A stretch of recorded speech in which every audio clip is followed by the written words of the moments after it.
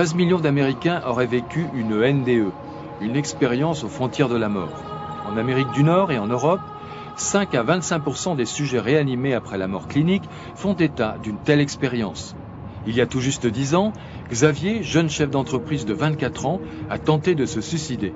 Dans le coma, il a connu cette expérience de mort imminente. Depuis, sa vie a totalement changé. Marié et père de 3 enfants, Xavier est aujourd'hui infirmier puériculteur. C'est ici que je dirais une partie de ma vie s'est terminée, qu'une autre a commencé. En tout cas, c'est ici que ma vie a complètement basculé et a changé. La première sensation qu'il y a eu, c'est cette sensation de tomber, mais une vitesse très vite. J'ai envie de dire la vitesse de la lumière, mais ça donne rien comme repère, mais c'est vraiment cette sensation d'aller très vite. Je me voyais au-dessus de mon corps, je le voyais de côté, de profil, et en même temps, je voyais tout à 360 degrés. Et dans ce vide-là, j'ai vu un tout petit point blanc. Alors, j'aurais pu m'en moquer de ce petit point blanc parce que ce vide, ce néant cosmique était d'une telle perfection que j'aurais pu m'en fiche de ce petit point blanc. Or, je sais pas, je l'ai vu. Alors, est-ce que c'est le fait de l'avoir vu, ça a attiré mon attention et est-ce que j'ai été vers ce point blanc ou est-ce que ce point blanc m'a enveloppé? En tout cas, d'un coup, pareil, comme ça, plus vite qu'un claquement de doigts, je me suis retrouvé dans cette lumière. Cette lumière qui est une lumière très forte, mais qui n'est pas aveuglante, qui est douce, qu'on peut regarder. C'est plus fort qu'un soleil, c'est plus fort qu'un soleil. Mais pourtant, on peut regarder cette lumière. Mais en même temps, cette lumière est vivante. Elle est vivante, elle est pensante, puisque j'ai échangé avec cette lumière. Et ce qui est très particulier aussi à décrire, c'est que tout en étant soi, j'étais conscient de moi. J'avais mon corps. Pas un corps physique comme on a là avec des jambes. Je savais que je sentais bien mon buste, tout ça, quelque chose qui ressemble à ma tête, mes épaules. J'étais en même temps cette lumière, cet univers, cet être pensant que j'ai instantanément, immédiatement assimilé à Dieu. Parce que cette chose-là, même si je l'ai vécue et que je l'ai approchée, ça me dépasse. Et je serais incapable d'expliquer ce que c'est, hormis que c'est de l'amour. C'est l'amour, c'est de la force, c'est de la vie, c'est de l'énergie. Ce qui a été très curieux, c'est que cette lumière m'a parlé, cet amour m'a parlé, cet être vivant, cet être pensant m'a un peu l'air surpris, mais en même temps avec un sourire étonné. Alors, c'est pas des mots. Et alors, ce qui est très curieux, c'est que ça venait à la fois de cette lumière, de cet amour, et ça venait du fond de moi.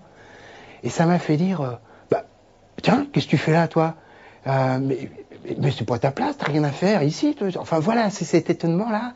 Et puis écoute, puisque t'es là, qu'est-ce que t'as à faire voir? Instantanément, j'ai revu plein de scènes de ma vie. Des scènes certaines agréables, d'autres moins agréables. Et ce qui est très particulier quand moi j'ai revu ça, si vous voulez, c'est comme si on est spectateur. Mais c'est-à-dire qu'on est détaché, c'est l'objectivité totale. Vous savez, quand on dit qu'il faut prendre du recul, être objectif, là, c'est l'objectivité totale. On est dans le ressenti de la scène, c'est-à-dire soit l'autre ou les autres quand il s'agit de plusieurs.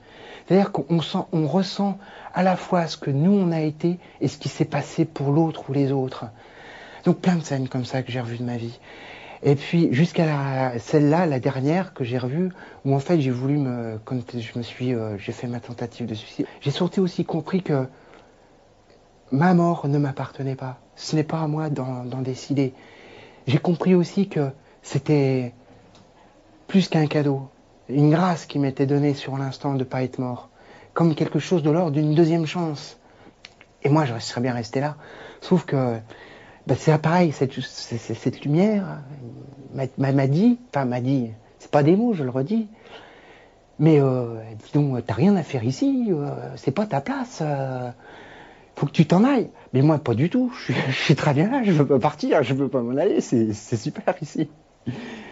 Et en fait, j'ai été traversé comme un faisceau d'énergie, enfin je veux dire une énergie, mais j'ai pas de mots, pour y mettre, moi je dis souvent, vous savez, tout l'amour qu'on éprouve pour ses enfants, pour sa conjointe, pour ses parents, pour ses amis, tous les amours qu'on a eu toute notre vie, vous pouvez mettre tout ça dans un sac, le multiplier à la puissance 10 000 milliards, ça restera toujours, pardonnez-moi, que dalle par rapport à l'amour dans lequel moi j'ai baigné. Ça ne veut pas dire que l'amour qu'on a pour les siens, etc., tout au cours de notre vie, c'est rien. Au contraire, c'est très important. Mais par rapport à l'amour dans lequel j'ai baigné, il n'y a pas de comparaison. Il n'y a pas de comparaison. C'est pour ça que moi, enfin, c'est mon expression à moi, je dis, c'est l'amour de Dieu. Voilà comment je l'ai appelé. J'ai été traversé de cet amour-là, de cette énergie-là, qui m'a ramené vers le... Je voulais pas. Mais même traversé de cette énergie-là, mon sentiment de je veux pas, il est tombé tout seul parce que j'étais imprégné de cet amour et j'ai envie de dire, j'ai accepté, enfin, je me suis laissé réintégrer mon corps. Vous savez, ça m'a donné l'impression, comme quand, c'est une image, mais c'est la récréation, il y a des petits enfants partout, tac, ça sonne, la récré est finie. Ah bah c'est sûr, c'est pas rigolo, faut retourner à l'école, mais c'est comme ça, il y a un temps pour tout. Et ben voilà, là j'ai ressenti ça vraiment, une main ferme, mais pleine d'amour, mais ferme et rigoureuse, qui me disait voilà, tu n'as rien à faire là, c'est pas ta place, tu dois retourner. Et j'ai réintégré mon corps comme ça. Et réintégrer son corps, c'est pas rien. Hein. Depuis je mesure le poids, le sens du mot être incarné. Et oh mon Dieu, combien nous sommes limités, oui. Je la sens, je sens mon corps combien je suis limité.